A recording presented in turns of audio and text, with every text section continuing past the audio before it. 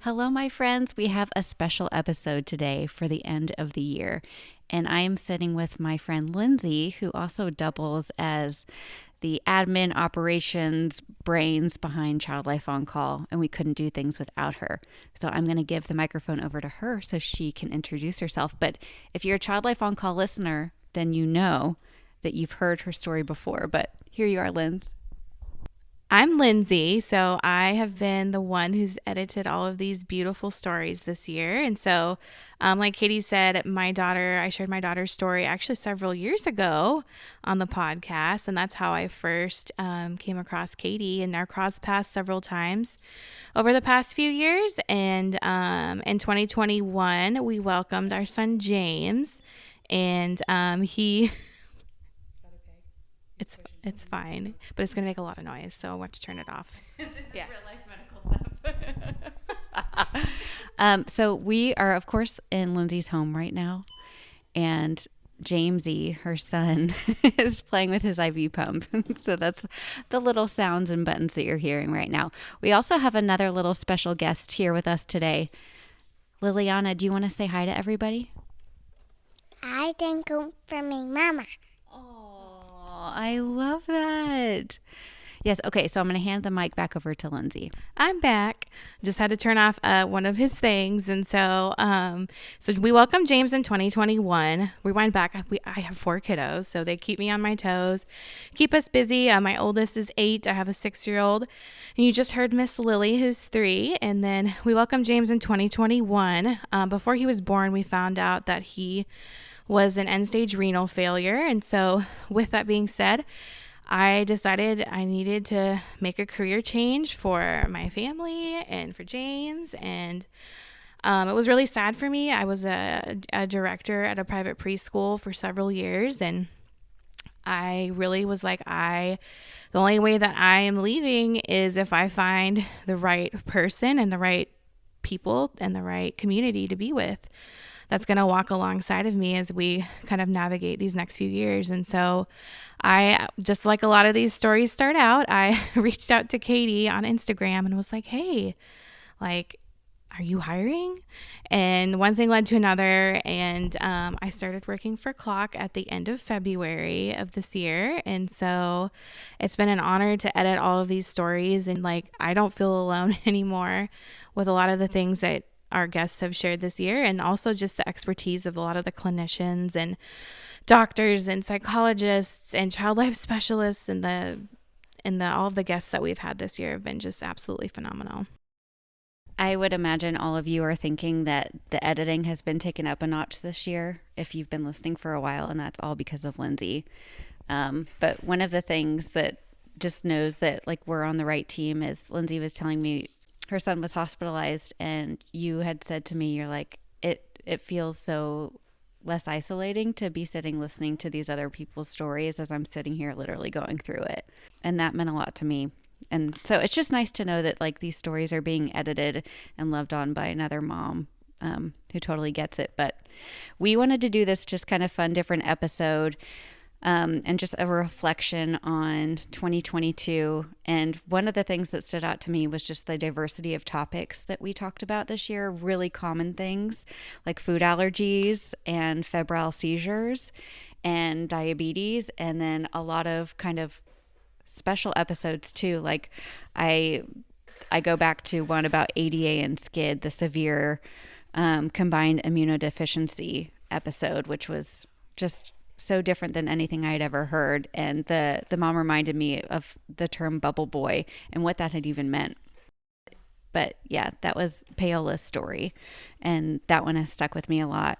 I want to know what episode has stuck with Lyndsey too. And then, because I think it's interesting what kind of pulled at both of us this year. So Lyndsey, I'm putting you on the spot, but what episode, not your favorite, because they're all our favorite, but what episode has stayed with you as you have edited all of these this year? So the one that has stuck with me was actually a 2-part series, was Laura's story. So Laura had a son, and he had some severe medical complications, and just the way she spoke about her experience so openly and very raw, it really struck a chord for me, especially about the self-care piece and like having to take care of yourself first before you can take care of anyone else. And just the way she spoke about it really struck a chord with me and resonated with me. And so that one really just like, I've told a lot of friends to listen to that episode. It's just one that has really stuck with me. I would agree. And she brings like a Philly flair to the way she talks about things, which I went to Penn State. So whenever I meet a Philly person, you just know right off the bat, they're so frank, so honest, and matter of fact about it all. Yeah, so I totally agree. That was a good one. I would say another one that stuck with me, and we have different ones. I should have thought of Laura's too, but was the Dear NICU Mama podcast. I want to paint a picture for you. What just happened is sweet Lily just ran over. It looks like James's feeding tube. And of course, they all got messed up. And Lyndsey's amazing. She just went over there and fixed it right away. As we're recording a podcast, who says moms can't multitask? We can do it all. But I think just the Dear NICU Mamas, and I don't know that I had ever heard their stories in such detail. And listening to both of them really gave me so much insight into, I'd worked in the NICU for a long time, but still learned so many new things about what NICU parents go through. But I actually think that their podcast is great for any parent, even if you've never had a child in the NICU or whatever that looks like.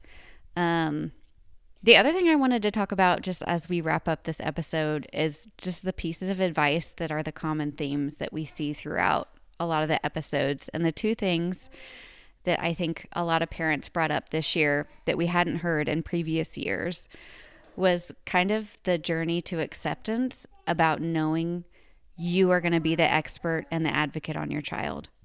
And that doctors have a lot of information and background and research that they bring. Yeah. You want to have your turn? Do you want to say something on here? I'm special to my mama. Yes, you are. You are so special to your mama. Yes, you are. That's right.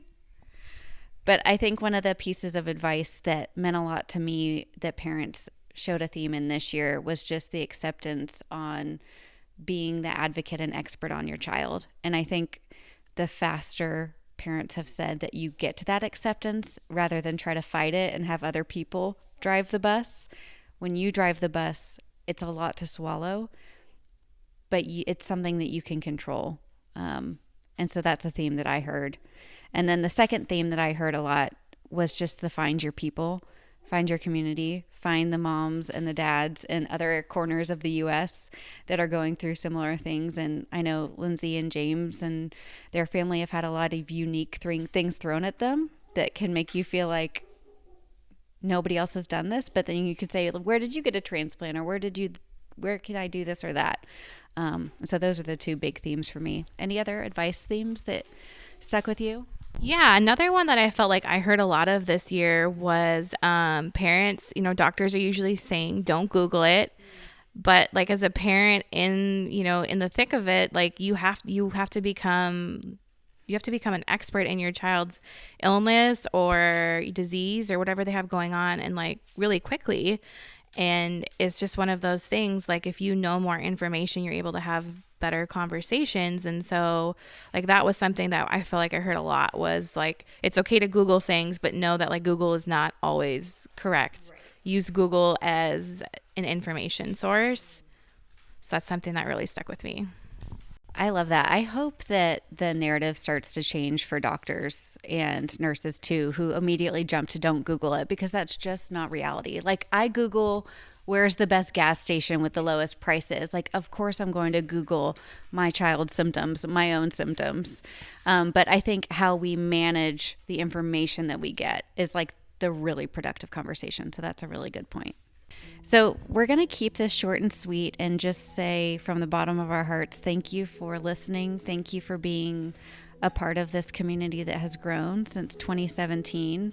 It's gotten infinitely more diverse in our topics and our people. A lot of dads this year on the podcast, which is huge. And from me, just a big thank you to Lyndsey for making this more special than I ever could have wanted it to be, because you're here. Well, thank you so much, Katie, for having me be a part of this team. Like really from the bottom of my heart, it's such an honor to just listen to these stories and hear people's hearts and just hear them at their rawest, and just being able to sit with them in those episodes. And honestly, there's probably not a single episode that I haven't found something that I haven't been able to relate to. Most episodes I do cry editing, just because the parents are just so emotional, and like I can relate to it. And at the end of the day, we want to make sure that no one feels alone. And so that's the purpose of why I think we do these podcasts. Thank you for being here with us today. And thank you everybody for listening and going on this journey with Lyndsey and I. And we already have so many fun stories ready to go for 2023. So we'll be here. This isn't goodbye. This is just, we're grateful for this community and what we've all accomplished together in 2022. Thank you so much for joining us on the Child Life On Call podcast. The only reason this podcast keeps on going is because of you and listeners like you. So please join in on the conversation with us on Instagram, Facebook. I'm even on TikTok now, y'all, making a fool of myself. I haven't danced yet, but maybe it's coming. You can find us at Child Life On Call. We also have a website, and that has all of our information about the Child Life Circle, about the Child Life On Call app, and a blog with new information all the time. That's childlifeoncall.com. Thank you again from the bottom of my heart for listening to these episodes and being a part of this community. We are so grateful and so honored to be able to provide this for you.